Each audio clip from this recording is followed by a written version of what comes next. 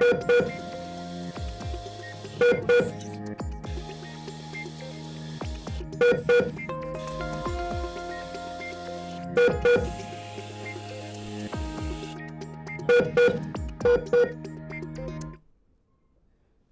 महाराष्ट्र, मी ज्योती Phanse. Lifeline या आपल्या विशेष कार्यक्रमात आपलं पुन्हा एकदा स्वागत आहे. सध्या PCOS ही समस्या सर्रासपणे समोर येते.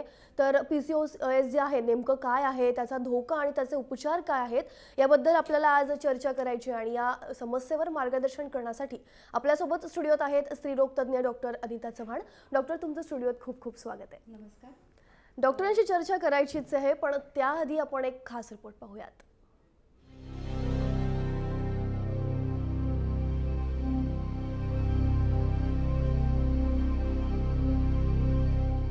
महिलांना सध्या प्रकर्षानं भेडसावणारी समस्या म्हणजे पॉलिसिस्टिक ओव्हरी सिंड्रोम अर्थात PCOS. ही एक जेनेटिक आणि हार्मोनल असंतुलनाची समस्या आहे. सामान्य स्त्रीबीजांड कोशापेक्षा वेगळा अनेक छोटे छोटे सिस्ट असलेला स्त्रीबीजांड कोश अर्थात पॉलिसिस्टिक ओव्हरीज असतात. या पॉलिसिस्टिक ओव्हरीज गर्भधारणेसाठी लागणारे परिपक्व स्त्रीबीज नियमितपणे निर्माण करू शकत नाहीत. त्यामुळे वंध्यत्व किंवा गर्भपाताचा धोका निर्माण होतो. या आजारालाच पॉलिसिस्टिक ओव्हरी सिंड्रोम असं म्हटलं जातं. भारतात साधारणतः 18 ते 44 वयोगटातील 10% महिलांमध्ये PCOS ची समस्या आढळून येते. PCOS ची कारणे: बदलती जीवनशैली तसंच बैठं काम, जंक फूडचं सेवन, व्यायामाचा अभाव, वाढता ताणतणाव, अनुवंशिकता, संप्रेरकाचा असमतोल. PCOS ची लक्षणे: मासिक पाळीमध्ये अनियमितता, स्त्रीबीजाची वाढ न होणे, वजन वाढणे, चेहऱ्यावर पिंपल येणे, चेहऱ्यावर पुरुषांप्रमाणे केस येणे, चिडचिडेपणा वाढणे, विवाहित स्त्रियांमध्ये गर्भधारणा न होणे. सर्वेक्षणानुसार शहरी भागातील मुलींमध्ये याचे प्रमाण 30% एवढं आहे. विवाहित महिलांच्या तुलनेत अविवाहित महिलांमध्ये हे प्रमाण अधिक आहे. PCOS ची लक्षणे आढळून आल्यास त्यावर त्वरित उपचार करणं गरजेचं आहे, नाहीतर हा आजार बळावण्याचीही शक्यता असते. तसंच PCOS मुळे उच्च रक्तदाब, मधुमेह असे आजार होण्याची देखील भीती असते. त्यामुळे वेळीच योग्य ती तपासणी करून योग्य ते उपचार करणं आवश्यक आहे. Bureau report. जय महाराष्ट्र. तर गर्भाशयाचे आजार या विषयावर तुम्हाला जर डॉक्टरांना थेट प्रश्न विचारायचे असतील तर 1800-103-3043 या आपल्या टोल फ्री क्रमांकावर तुम्ही फोन करून थेट डॉक्टरांना प्रश्न विचारू शकता. चला तर मग चर्चेला सुरुवात करूया. डॉक्टर, PCOS सगळ्या महिलांना ग्रासणारी अतिशय सध्या मला वाटतं खूप दिसतेय हा आजार जो आहे तो. तर मला जाणून घ्यायचं सगळ्यात आधी की हा आजार नेमका काय आहे. PCOS म्हणजे पॉलिसिस्टिक ओव्हेरियन सिंड्रोम. आता हा आजार गेल्या 10 ते 15 वर्षात ह्याचं प्रमाण स्त्रियांमध्ये आणि मुलींमध्ये खूप वाढलेलं आहे. 90 लाखापेक्षा जास्त बायकांमध्ये हा आजार आढळतो. आणि मुख्य काय होतं की स्त्रियांमध्ये गर्भाशयाच्या दोन्ही बाजूला अंडाशय असतं, त्याच्यावर सूज येते आणि अनेक सिस्ट्स आम्ही म्हणतो म्हणजे पाण्याचे फोड असे बनतात. तर या पाण्याच्या फोड बनल्यामुळे त्यांच्या शरीरात मेल हॉर्मोन्स हे जास्त प्रमाणात निर्माण होतात आणि त्यामुळे PCOS ची लक्षणं आढळतात. नक्कीच. आपल्याला फोन यायला सुरुवात झालेली आहे. पहिला फोन घेतोय आपण. किरण अहिरे बोलतायत नाशिकहून. किरण, तुमचा काय प्रश्न आहे विचारा. मला वाटतं किरण सोबतचा आपला संपर्क तुटलेला आहे. तर जसं की आपण चर्चा करत होतो PCOS विषयी, तर काय नेमकी कारणं आहेत की ज्यामुळे PCOSचा जो धोका वाढलेला आहे, प्रमाण वाढलेलं आहे त्याचं? आपण आज बघतो आजकाल की आजकालच्या बायका ह्या पूर्वीच्या बायकांपेक्षा त्यांचं शारीरिक काम हे कमी झालेलं आहे. कारण मोस्टली बायका ऑफिस गोईंग आहेत, त्यांचं ऑफिस जॉब आहे. दुसरी गोष्ट म्हणजे आपल्या जेवणात आजकाल तेलकट, तुपकट, जंक फूड ह्याचं प्रमाण पण खूप वाढलेलं आहे. या दोन्ही घटकांमुळे PCOS हा एक लाईफस्टाईल डिसऑर्डर आहे. तर या दोन्ही घटकांमुळे PCOS होण्याचे चान्सेस वाढू शकतात. शिवाय अनुवंशिकता हा पण त्याच्यातला एक भाग आहे की ज्या आईला PCOS असेल तिच्या मुलीला पण PCOS होण्याची शक्यता असू शकते. बरोबर. फोन आलाय, फोन घेतो आपण. किरण अहिरे आहेत नाशिकहून. किरण, काय तुमचा प्रश्न आहे विचारा.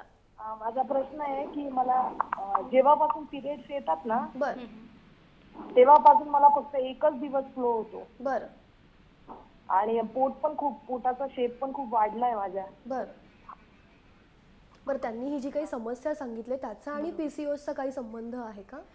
यांच्या ह्याच्यामध्ये कसं आहे, यांना जेव्हापासून पिरियड सुरू झाले तेव्हापासूनच त्यांना पिरियड कमी होतात. पण आता म्हणजे मेनली त्यांना हे विचारायचं असेल की आता त्यांचं वजन वाढलेलं आहे का, की जर त्यांचं वजन वाढलेलं असेल आणि त्यांना पाळी अनियमित पण होत असेल, म्हणजे 2-2 महिने पाळी होत नाहीये आणि मग 2 महिन्यांनी होऊन पण पाळी कमी जाते, तर अशा केसेसमध्ये त्यांना पीसीओएस असू शकतो. त्यांनी एक स्त्रीरोग तज्ज्ञांना कन्सल्ट करावं, त्यांच्याकडून त्यांनी ट्रीटमेंट आणि म्हणजे निदान करून घ्यावं आणि त्यांच्याकडून मग इलाज करून घ्यावा. पीसीओएसच्या लक्षणांची सुरुवात जी आहे डॉक्टर, ती कधी आणि कशामुळे होऊ शकते?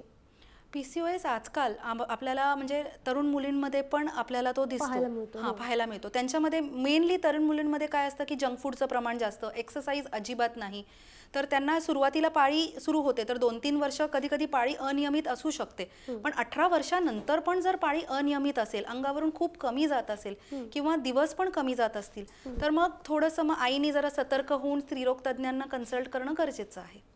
नक्कीच कन्सल्ट असे जर लक्षणं दिसली तर आपण जराही वेळ न घालवता डॉक्टरांशी कन्सल्ट करणं मला वाटतं जास्त महत्त्वाचं आहे. पुढचा फोन आपण घेतोय. मंगल काशीद बोलतात बारामतीहून. मंगल, तुमचा काय प्रश्न आहे विचारा.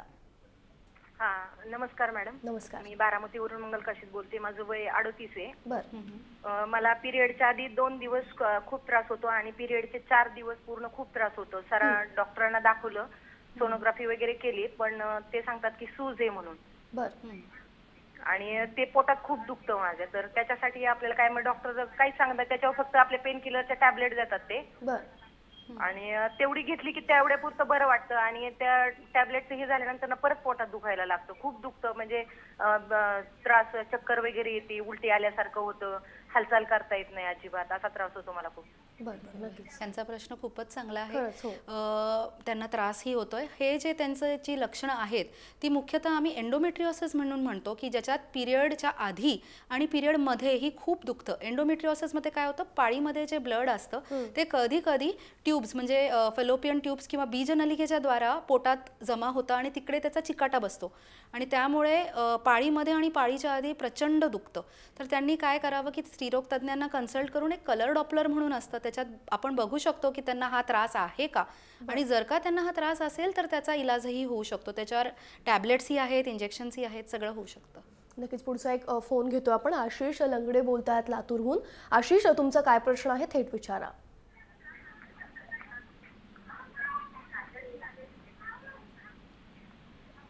आशिष, तुमचा काय प्रश्न आहे?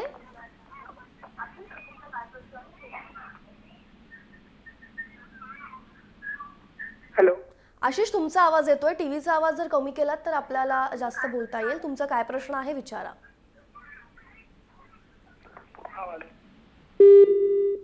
आशिष सोबतचा संपर्क तुटलेला आहे. आपण परत आपल्या चर्चेकडे जातोय.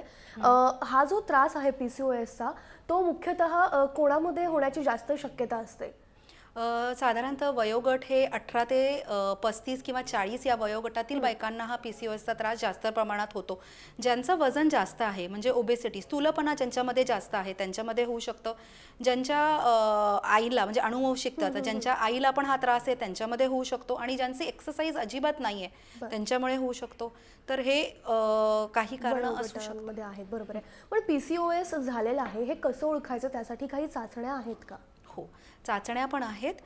जसं कोणत्याही बाईला जर पाळीची अनियमितता सुरू झाली, आणि मुख्यमध्ये पीसीओएस मध्ये काय होतं, 2-2, 3-3 महिने कधी कधी बायकांना पाळी येत नाही, तर हे नैसर्गिक नाहीये. असं जर व्हायला लागलं तर तुम्ही स्त्रीरोग तज्ज्ञांकडे जाऊन मग ते टेस्ट करता. त्याच्यासाठी ब्लड टेस्ट आहे, सोनोग्राफी आहे. ब्लड टेस्टमध्ये मुख्यतः आम्ही हॉर्मोनल प्रोफाईल करतो, कारण ह्याच्यामध्ये जे मेल हॉर्मोन्स आहेत ते जास्त प्रमाणात वाढतात. मग आपण हॉर्मोनचे टेस्ट केले आणि त्याच्यात आपल्याला असं आढळलं की हे हॉर्मोन्स जास्त प्रमाणात आहे, हॉर्मोनल इम्बॅलन्स आहे, तर त्या हिशोबाने मग आपल्याला ट्रीटमेंट करता येते. बरोबर आहे. पुढचा एक फोन घेतो आपण. सुनीता सोजबळ बोलतात, नाशिकहून बोलतात. सुनीता, तुमचा काय प्रश्न आहे विचारा. हो, माझा प्रश्न आहे, 25 वर्षाची आहे मी, लेकिन 1 वर्ष झाले ते हार्मोनची कमी आहे ना, गर्भ राहत नाही. बरं बरं. धारणा व्हायला त्रास होतो त्यांना, हे PCOS मुळे होऊ शकतं. जसं मी सांगितलं की हॉर्मोनल इम्बॅलन्स होतो, मेल हॉर्मोन्स वाढतात. तर त्यांनी हे नाही सांगितलं की त्यांना पाळीची म्हणजे पाळी नियमित आहे की नाही. असं असेल तर PCOS मुळे जेव्हा गर्भधारणा होण्यास त्रास होतो तेव्हा त्याचं जर ट्रीटमेंट आपण केलं व्यवस्थित तर एकतर पहिलं पाळी नियमित होते आणि पाळी नियमित झाल्यावर गर्भधारणा राहायलाही सोपं जातं. तर त्याचं ट्रीटमेंट करणं गरजेचं आहे. ट्रीटमेंट करणं गरजेचं आहे. मग PCOS साठी काही उपचार पद्धती आता आपल्याकडे अवेलेबल आहेत. आता उपचार पद्धतीमध्ये कसं की जर तरुण मुली असतील, त्यांचं लग्न झालेलं नसेल, त्यांना पाळीचा त्रास होत असेल किंवा डोक्यावरचे केस खूप जास्त गळत असतील, चेहऱ्यावर जसं तुम्ही सांगितलं की पुरुषांसारखं दाढी वगैरे येत असेल, तर आम्ही त्याचा उपचार करतो. पहिलं पाळी नियमित करतो. हे जे केस डोक्यावरचे कमी होत आहेत, इतर शरीरावर केस वाढत आहेत, त्याच्यासाठी आम्ही टॅबलेट्स देतो. आणि त्यांना आम्ही लाईफस्टाईल चेंजेस सजेस्ट करतो. म्हणजे की तुम्ही वजन कमी करा, डाएट करा, एक्सरसाइज करा, डाएटमध्ये तेलकट, तुपकट, जंक फूड हे कमी करा.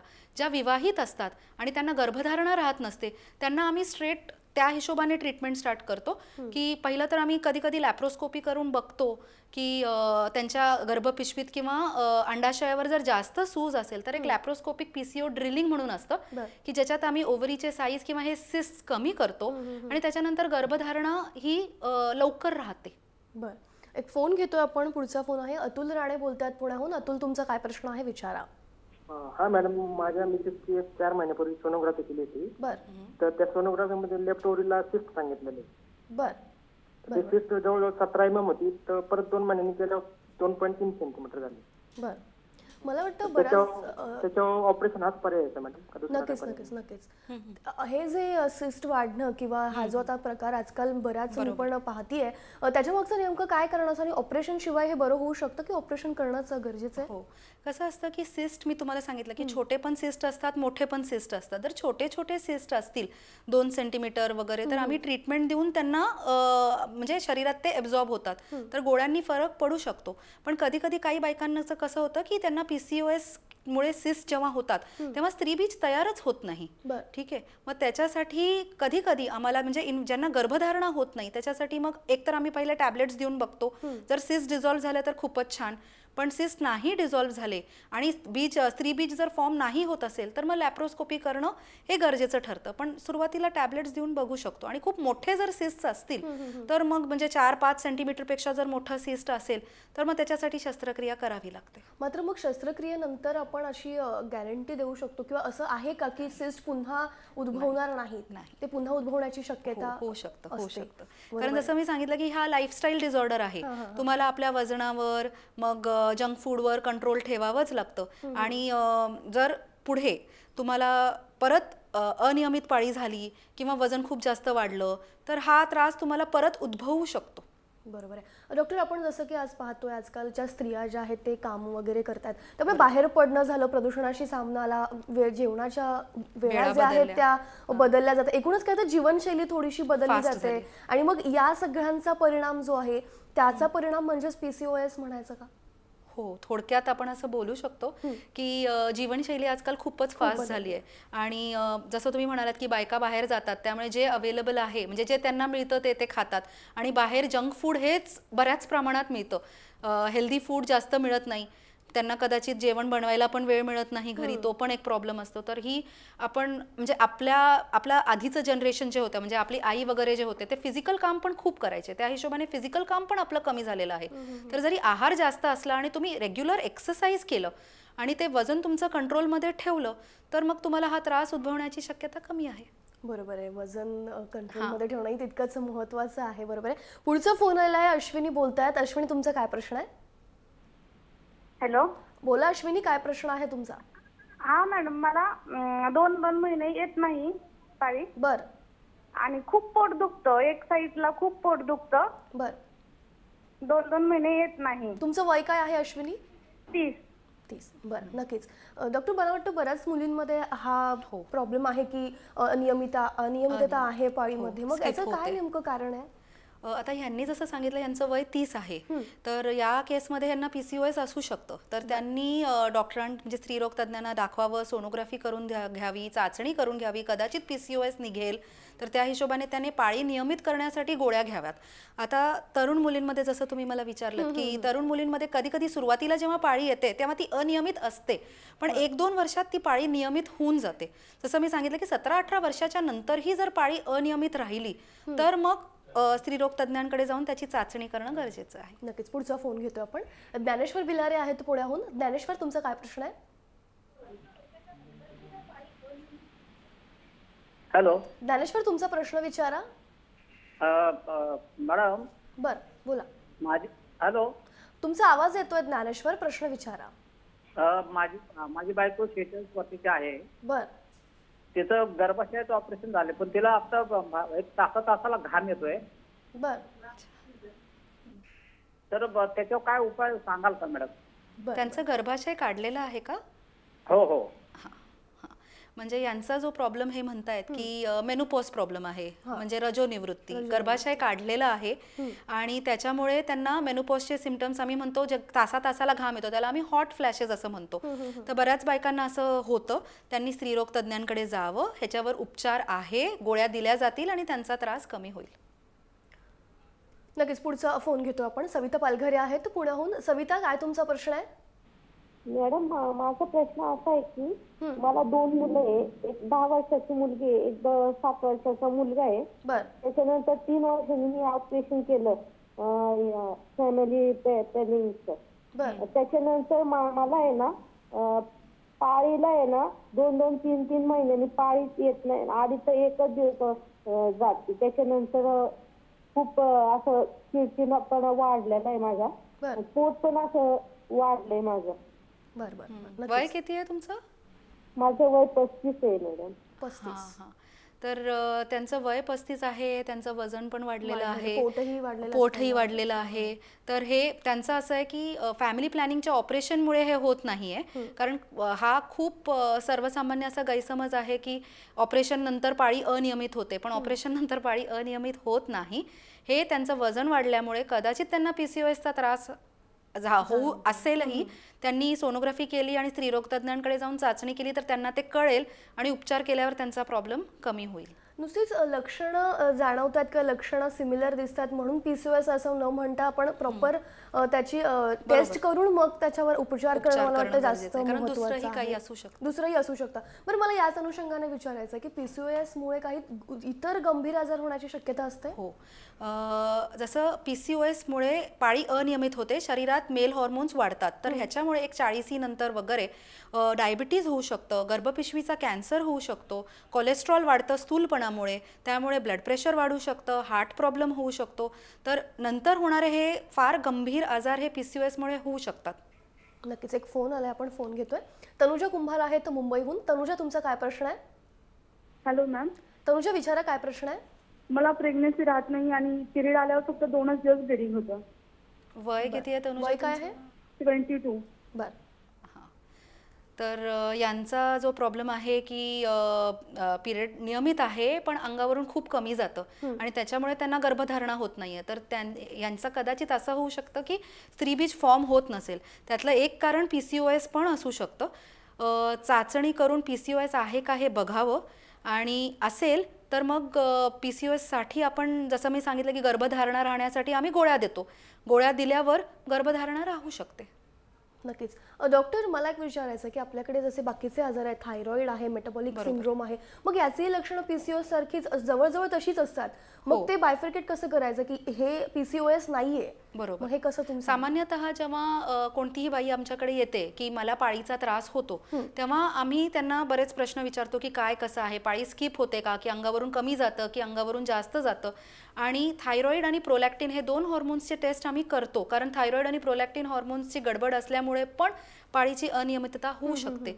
आणि एक सोनोग्राफी करून घेतो. जर सोनोग्राफीमध्ये आम्हाला दिसलं की PCOS पिक्चर नाहीये, म्हणजे पाण्याच्या गाठी किंवा सिस्ट नाही आहेत, आणि जर थायरॉइड हॉर्मोन्स कमी जास्त आले तर मग आम्हाला कळतं. शिवाय थायरॉइड हॉर्मोन्समध्ये जर थायरॉइडमध्ये पण वजन वाढतं, पण जी केस गळण्याची जी हे आहे पॅटर्न आहे ती PCOS पेक्षा वेगळी आहे. आणि थायरॉइडमध्ये केस नाही आहेत शरीरावर, जसं PCOS मध्ये दाढीसारखे केस येतात किंवा शरीरावर केस जास्त येण्याचं प्रमाण होतं, ते नाही होत. आणि थायरॉइडमध्ये इन जनरल एनर्जी लेवल्स पण खूप कमी होतात. म्हणजे ही दोन वेगवेगळी लक्षणं आहेत जे आपण प्रामुख्याने त्यांनी आपण म्हणजे कळू शकतं की हा थायरॉइड नाहीये, हा PCOS आहे. बरोबर. पुढचा फोन घेतोय, छाया आहेत परभणीहून. छाया, तुमचा काय प्रश्न आहे? Hello madam. बोला छाया. हा मॅडम, मला 6 ते 7 महिने झालं पाळी आलेली नाहीये.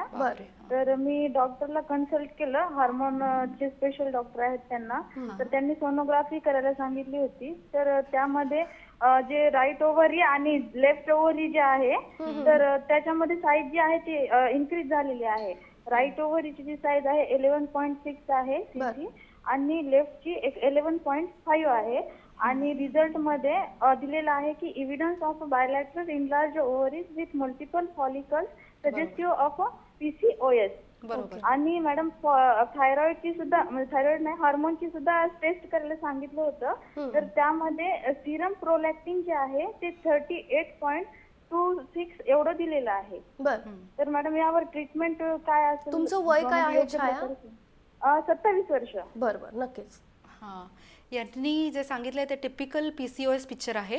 यांना पाळी एकतर 6 ते 7 महिने आलेली नाहीये, म्हणजे ही चांगली गोष्ट नाहीये. त्यांनी आधीच म्हणजे 2 ते 3 महिने झाले तेव्हाच त्यांनी डॉक्टरांना कन्सल्ट करायला हवं होतं. त्यांनी सोनोग्राफी केली आहे, सोनोग्राफीमध्ये ते PCOS प्रॉब्लेम त्यांना दिसतोय, हॉर्मोनल इम्बॅलन्स देखील त्यांना आहे.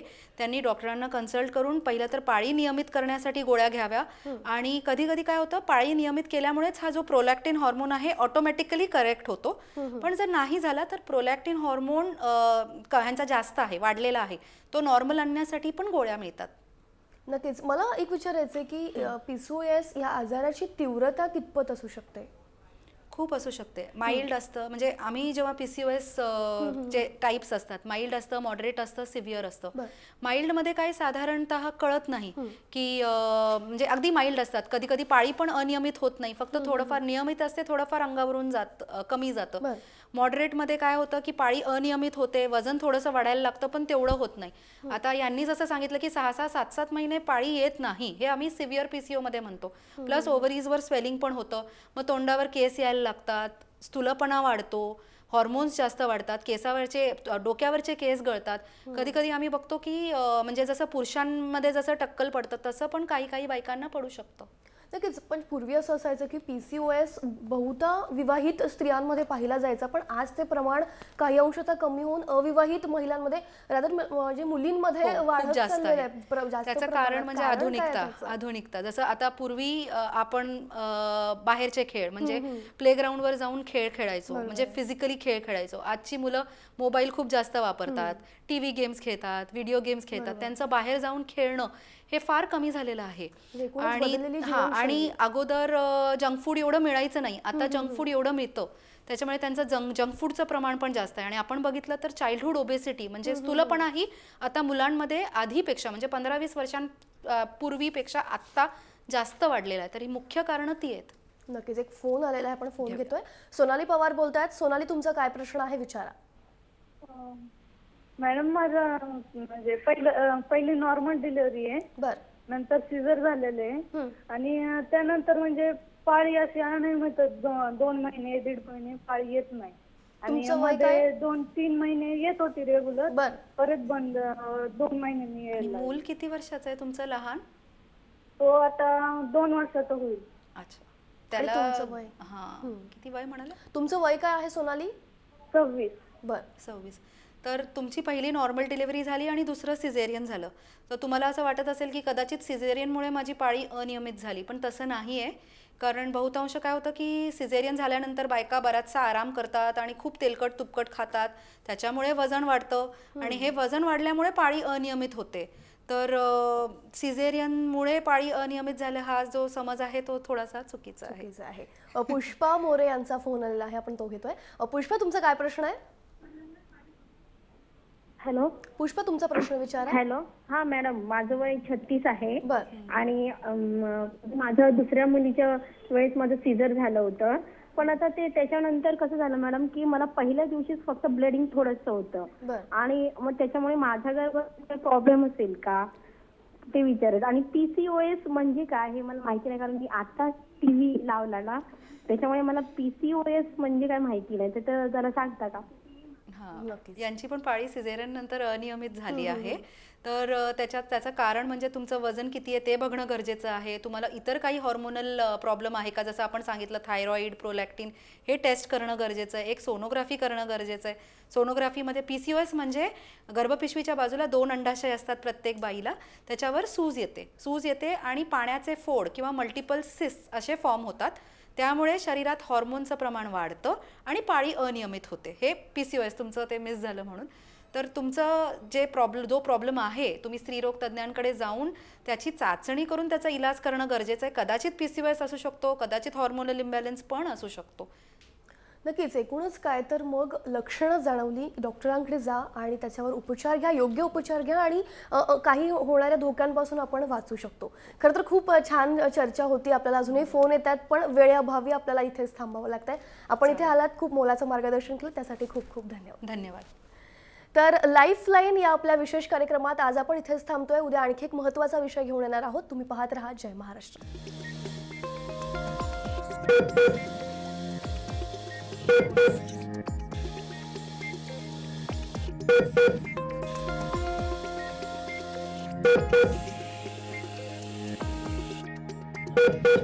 Thank you.